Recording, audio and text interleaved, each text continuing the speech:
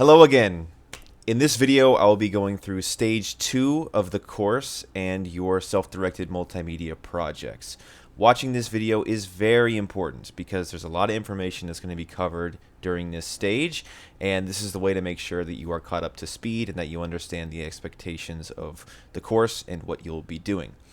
One of the benefits of having the class in this kind of way, where these videos are what covers all of the course content, is that you can always go back and reference them later on, right? So there's going to be a lot of information covered in this video, but I will make sure to, in the description for the video on YouTube, include timestamps with different sections of the video so that, say in a couple weeks, you're like, oh, what did he say about this particular thing? You can just go and find that part of the video for reference, right? So it's meant to help you along in this process. And like I said, you can always go back and watch these videos to make sure you understand everything. And that makes it a bit more accessible, I think, as well, compared to if it's just covered in a classroom and you might forget the next day and things like that. So with that, I'll go ahead and jump into Blackboard. First off, let's go ahead and open up the critical path just to get a sense of where things are at, right? So I'm going to be recording this video. It's going to come out here in week 4 at the start of stage 2 pre-production. But by this point, you should have gone through all of the course review information, taken the course review quiz, ensured that you got 100% on it so that you can move on to stage 1, and then worked on proposing and researching and planning out your projects, right? So it's relatively, it's a very important stage of the project that you would have just completed, and it ensures you have a solid foundation to now move on to the pre-production phase. So you'll see that in this stage, it's going to last from weeks 4 to week 7. And during weeks 4 and 5, there will be supervisor meetings happening, and you'll also be working on the remote work foundations module. Then you'll have stage 2A due at the end of week 5. And then we have week 6 and 7 here where you'll be doing remote team meetings, and then you have stage 2B due. Now, throughout all of these other things that you're working on, you're also going to be doing your pre-production work. And I'll talk a bit about what that's going to look like. But you're going to have other things you're having to do at the same time. And this is all a part of this whole remote work simulation thing. You're going to be having your project work that you're going to need to be working on, but at the same time, you're going to have meetings that you have to participate in. You're going to have administrative work that you need to complete, right? So this is all about you balancing your time and, time management and making sure that you still complete all of these tasks in a timely manner and that you stay on track. So that's a critical path, and this video is going to be going through the stage 2 pre-production area here on Blackboard, and you'll notice it says weeks 4 through 7. So effectively this video is covering 4 weeks of the course, weeks 4, 5, 6, and 7. So that's why there's a lot of information in it, but once you've watched this video, you'll have a stronger idea of what you'll be doing over these next 4 weeks, and like I said, you can always reference back to this video for any clarification. So in the pre-production stage, you will get your creative ideas out and develop a creative framework for your project development. Examples of pre-production work include mood boards, sketches, storyboards, scripts, wireframes, etc. This is a project from a previous student that I would have covered in a previous video. Just to refresh, right? This is their final submission they put together at the end of the semester, where it all comes together in a case study. But you can see here they include their project overview, their project goals, right? Those are things that would be coming from stage 1 of the project. Keep in mind that they're just picking and choosing particular information to include in this case study. It's not including the entire project proposal, but this is information that comes from stage 1.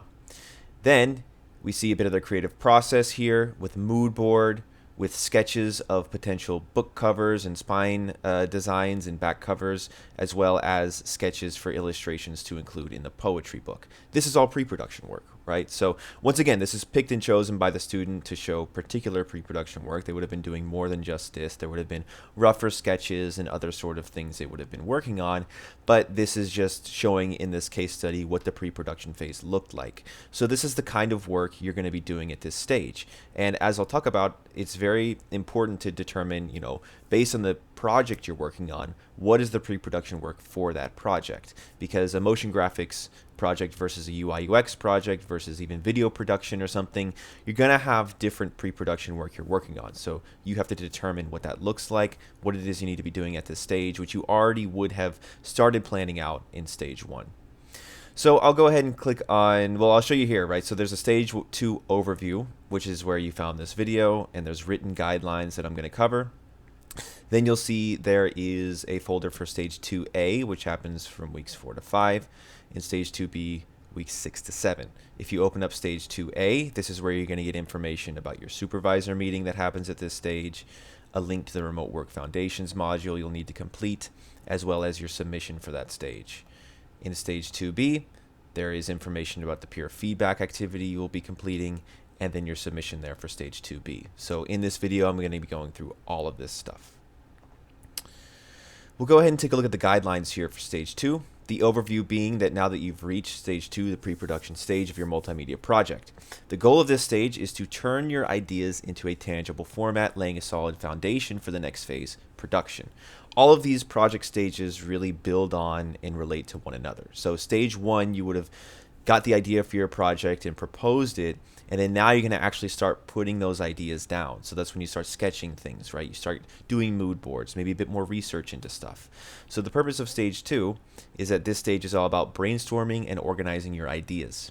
You'll create sketches, mood boards, storyboards, scripts, wireframes, or whatever tools fit your individual project. I do note here, if you're having trouble of what pre-production work or tasks to do based on your particular project, you can consider asking ChatGPT, right? This is a great tool to have for independent learning. And so you can ask AI, hey, I'm working on this project. Here are my goals. What's some pre-production work I could be doing at this stage just to ensure that I'm moving along in a good way, right? Granted, you can also ask human GPT, that's me, if you are stuck and wondering what tasks you could be working on at a particular time. So pre-production, like I said, it's all about getting your ideas, taking from out of your mind and putting them into a tangible format. And the production stage, which happens next, is when you're actually going to start making those final assets. That's when you can actually start opening up After Effects, Figma, Premiere, whatever sort of production tool you're using. But pre-production, you're not going to be using that quite yet, right? So keep that in mind, right? This class is really about developing a strong practice with your creative development, breaking your project into these stages. You might feel like, oh, all I have to do to complete my motion graphics project is just open up After Effects and just start making it. But this course is really trying to get you to, before you get to that point, first get those ideas out, right? Sketch them out in a way that works for you, so that when you do open up After Effects in stage 3, all of your ideas are very clearly laid out, so that it's much easier for you to then proceed into the production phase to create it, right? So many of you, that might be a habit you kind of have to break with this course, is taking a pause between here's the project idea and here's me making it in After Effects, and actually plan it out, right? Storyboards, sketches, all of those things. The key takeaway, the more detailed and thorough your pre-production work is, the smoother your production stage will be, right? So all the work you're doing right now is really to help you in the future, so that when it comes to the production stage, your ideas are very clearly laid out, so that it's not as arduous and you're not having to come up with as much when you do start producing your work. Instead of jumping directly into design software like Figma or After Effects, use this time to get your ideas onto paper or digital equivalents first. This ensures you're working from a clear, developed creative plan rather than just ideas in your head. And this is very important for your professional practice and your approach to projects in the future, because you're going to need to use pre-production work to start showing your ideas to people, to get any critiques, to get any feedback before you actually make the final thing, right? If you go through and you make a final motion graphic immediately, then you're getting feedback on it. It's a much more arduous process to go back and remake, right? Whereas if you get that feedback in the pre-production stage, you haven't quite gotten to that point where it's a final asset yet. So you're getting your ideas refined ahead of time before you actually create the final things. Stage 2 breakdown. You may not be able to see all of this because I think my video is here in the corner, but it's broken into 2 parts, right? Stage 2A and Stage 2B. Stage 2A lasts from weeks 4 to 5. You're going to start the beginning of your pre-production work in this stage, but you're also going to meet with me during this stage, right, for a one-on-one meeting, and you're going to complete that remote work foundations module. That might seem like a lot to happen, but keep in mind it's spread over 2 weeks, and that remote work foundations module should take around 1 or 2 hours. I have you completing it at this stage because it's better to do it sooner rather than later, because it's about good habits to do as a remote worker. So hopefully you can take some of those tips and insights and implement them into your project development in this class. Stage 2B, happening during weeks 6 and 7. During that stage, you will complete the remainder of your pre-production work, and you'll also participate in your first peer feedback assignment. So you're going to meet with your remote team that you've been assigned in this class, externally of me, and you will give each other feedback on your work so far.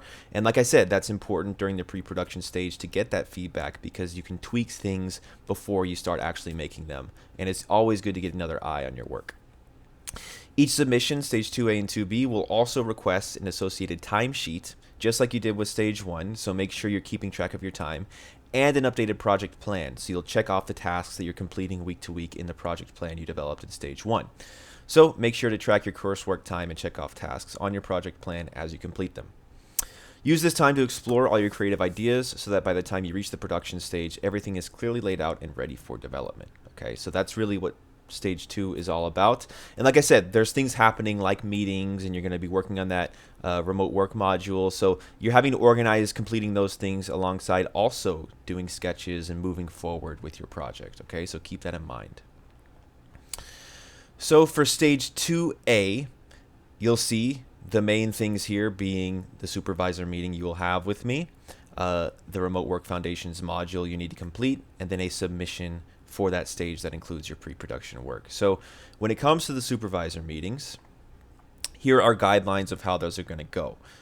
Might be a little confusing at first, but I promise it makes sense. So first off, access your schedule. This is really important because every student is assigned a particular window of time when they need to be present during these one-on-one meetings. And so knowing when you are expected to be present is important, so you can schedule for that and ensure that you will be there. And again, these are online meetings. So first, check the meeting schedule attached below to review when your meeting will take place. If I just click on this, it opens up, and you will see all of the students' names listed here, okay? And they are organized by team, right? So remote team 1, this is your block of time. Remote team 2, 3, 4, 5, 6. These meetings are happening across 2 weeks just in order to make time for every individual student in the course. So it happens on week 4 and week 5, and it's happening Friday during the time slot you have in your course schedule for this class. Okay, so you are expected to be free during that time to be able to meet for these one-on-one meetings. Now you're going to notice that each individual student has a time associated. It's a 10-minute window, so I'll meet with each student individually for 10 minutes. However, you don't just show up only at that particular time for 10 minutes. What I want to make sure that you do is that you show up for the full time of your team. Okay, so for instance, remote team 1, your meetings are happening between 9:30 and 10:10. So even if we're not meeting individually until 9:50, you need to be there at 9:30 so that you're present with your team all at the same time. And be present, or by present, I mean that you'll click on this group meeting link here, and it will open up Microsoft Teams, and it will have a dedicated video call chat just with that particular team. And you're all going to be there present as a team, and then I'm going to have a separate room in there where I meet with each person individually one-on-one. Okay, but it's very important that you're there for the full time with your team. That ensures that you're at least getting a little bit connected with one another before you'll have to do it on your own for your own peer feedback assignment. So keep that in mind. It isn't just show up at 9:50, and I keep looking at this particular student, but it isn't just you show up at that one time, but you should be there for the full block. And so that's specified with each of the teams, and you should be able to find your name here, see the block of time when you're expected to be present, and then join that virtual call during that time. So meeting weeks. Meetings will take place over 2 weeks. Be sure to note which specific week and time you're scheduled to meet. Very important. Each team has a 40 to 50 minute block, with each member having a 10-minute one-on-one meeting with your supervisor. Your team has a dedicated Microsoft Teams link found in the schedule in order to participate. All team members must be present for the full 40 to 50 minutes, not just your individual 10-minute slot. Just reiterating that again. Use the time when others are meeting to connect with your team, right? So I'll be meeting one-on-one with a student, but that gives time for the rest of the team to connect with one another, get each other up to speed on what they're working on, right? Taking notes. You're encouraged to take notes during your one-on-one meeting with me to have for reference later on in the course. This is very good professional practice because it can be easy to forget what's covered in a meeting. I'm going to be giving you input on your project, so take notes so that you can refer back to them and remember what was discussed and how you were advised to move forward with your project. Attendance and timesheets. If you attend your meeting on time, log 1 hour into your next timesheet, right? Even though it's like a 40-50 minute block, just go ahead and put an hour down. I'm giving you some extra time on your timesheet to say you were there for the full team block time. If you're more than 10 minutes late or you miss your meeting without giving a 24 hours notice, you'll have to schedule a makeup meeting. Details for that are here, and you'll have to use a late waiver when you do that. So ideally, no need for that, right? Just make sure to be on time. And if there is a problem, give me at least 24-hour notice that you won't be able to make the meeting, and then we can try to schedule something else. Otherwise, there'll be some times you can book with me with a makeup meeting, and that's kind of dependent on how many students I need to do makeup meetings with. So you can't book them yet, but that would come later on once I see how many meetings I need to have with additional students. However, do your best to be there on time, and let me know if you can't make it ahead of time. Okay, that's all professional practice stuff. Now, if you're expected to show up at a particular time and you aren't there, that is not good professional practice, right? And if, once again, if you're the student at 9:50, how about we'll say the student at 10:30, just to move it around.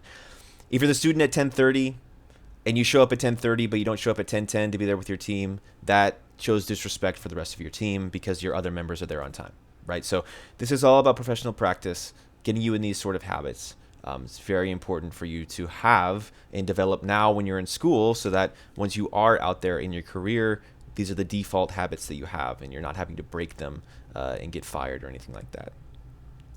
Here is a link to the Remote Work Foundations module. You'll complete this also during stage 2A. You'll notice it takes you to LinkedIn Learning. You should be able to log in and get access with your Humber credentials for LinkedIn. Sometimes a couple students have issues here, but you do have access to LinkedIn Learning through your Humber credentials. So try different logins if you're having trouble, but you should be able to access this.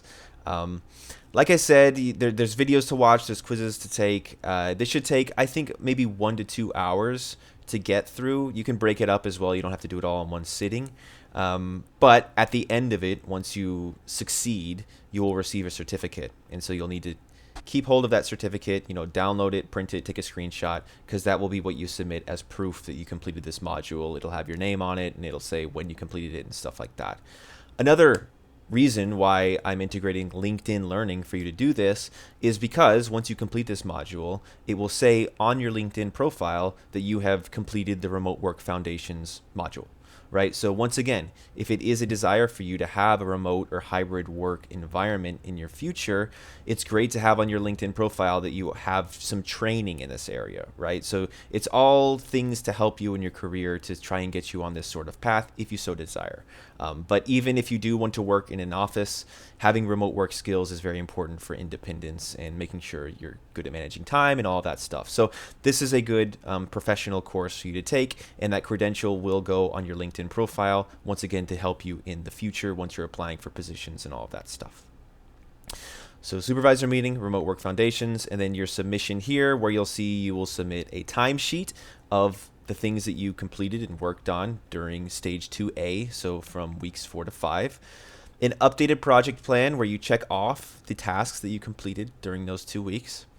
Examples of your pre-production work, you'll see there's a template link here. It's quite straightforward. You'll just say, okay, stage 2A, project work. Here's an associated work task that would be in your timesheet. So say that it's storyboarding for 2 hours. Well, include some of those storyboards here, right? Then you have here, maybe some self-directed learning of particular YouTube tutorials or something. You can include some of those resources here. Maybe then you have some time for character sketches or something. You can include those here, right? So this is just organizing your work. So you say in your timesheet, I did this thing for this amount of time.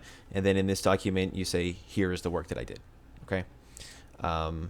So that all kind of ties together. And then you have your Remote Work Foundation certificate, a screenshot or a PDF printout download. That's what you get, like I said, at the end of completing that module on LinkedIn Learning. you will receive that certificate, so you'll just include it here as a part of all the deliverables for this stage. So when it comes to work items for your timesheet, pre-production work, right? Specify the tasks, though, whether that's storyboarding or making a mood board or doing research or whatever it is. Time spent on the Remote Work Foundations module, as well as time spent for your supervisor meeting if you were present there for that. And so remember that you're expected to spend around 3 hours a week at minimum working on this course and this project. So a lot of these tasks, like the Remote Work Foundations module, as well as your supervisor meeting, that will take up some of that time. That could very easily take up at least 3 hours, both of those things. So given that, then the remainder of the time that you have for this course and for your project should be spent on your pre-production work. And like I said, having meetings, having administrative work alongside working on your project is very normal, and this is a time management challenge for you to have as you're working on this stage. Submission guidelines are the same as before here, so I won't repeat them. Other than that, if it's late, use a late waiver. There's a link there for it for you to use. That completes stage 2A.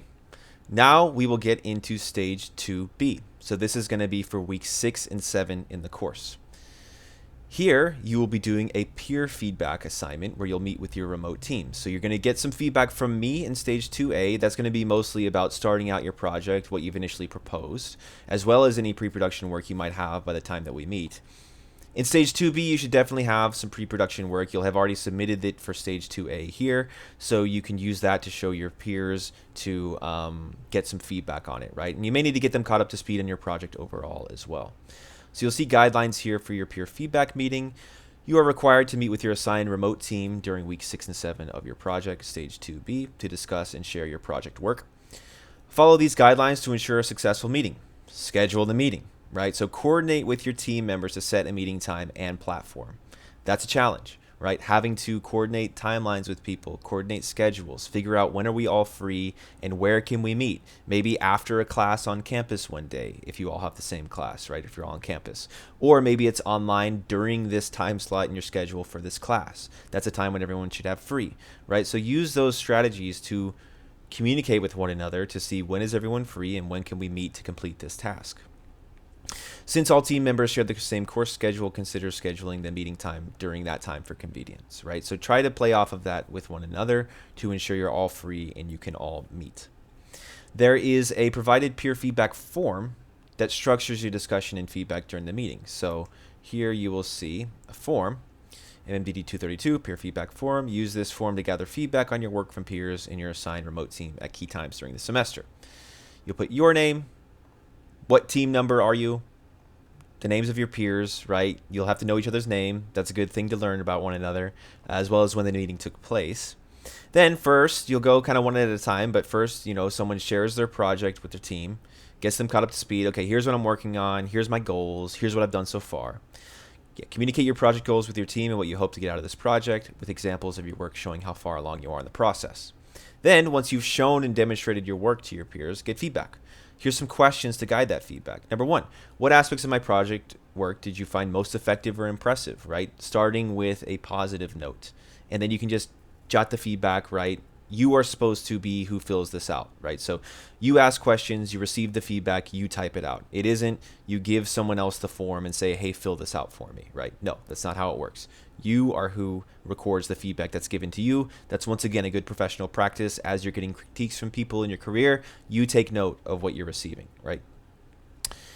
So what did you find most effective or impressive? What areas of my work could be improved or refined, right? So starting on a positive note, then getting in a little bit more critical of, okay, you know what about my project could actually be improved? And please be open with one another here, right? You want to help each other improve their projects. So give each other constructive criticism and ways that they can improve their work without demeaning them personally. Don't say, oh, you suck, or your work's bad. Just say, you know what, maybe in this frame of the storyboard, you could consider shifting these things around, right?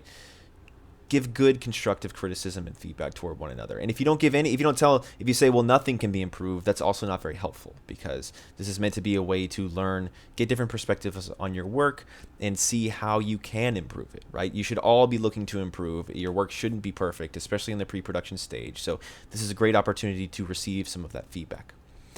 How well does my work meet the objectives and goals of this project, right? Does it seem like the student is on track on their desired path here? Are they maybe a bit behind? What can they maybe do to pivot it? And any additional suggestions or ideas to enhance the project as I continue, and then feedback there. Right, so there aren't that many questions, but it's meant to be pretty overall and broad, just general feedback to receive on your project. And then step 3, proof. Include a picture showing you with your peers meeting, right? This confirms that you actually met with one another. So it could be a selfie if you are in person, that's fantastic. Or if you meet online with each other, you can have a screenshot of everyone in the same meeting room. But you have to have proof that you actually met with each other, right? That's kind of funny, but I put that in there because it's a way to know that you didn't just send the form and say, hey, fill this out for me, right? You actually did meet with your peers, your remote team, as you were expected and asked to do.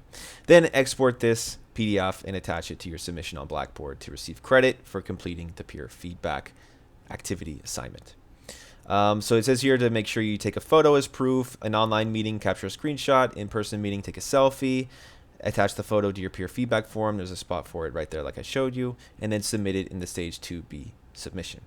Tip: use these peer feedback sessions as a chance to strengthen professional relationships with your colleagues, right? These are people who can very well help you in the future in your career. So it's good to develop good relationships with each other so that when you are out there in the field, you can still continue those relationships, right? The best friends I've pretty much ever met in my life were through school. So it's important to try and nurture those relationships. So this forces you to meet with people on your own time so that you can hopefully make some friends with one another. If you fail to meet with your team, you'll need to still gather feedback from them at a later time and use a late waiver in your submission if it's past the deadline. So please meet with your team so you don't have to worry about doing that. And then you'll see the stage 2B submission. You have your timesheet of all the time that of all the tasks and time you completed during stage 2B, weeks 6 and 7. Your updated plan, again, checking off tasks week to week. And examples of your pre-production work, just like in stage 2A, but it'll be new work this time. And then your peer feedback notes, right? So there's the form link there, all PDF format. And in your timesheet, you can include the pre-production work tasks that you complete at this stage, as well as meeting with your remote team. That'll probably take around an hour or something. That's, again, time that you log in there because it's time spent on this course and on your project. Same submission guidelines as before, which you can review there.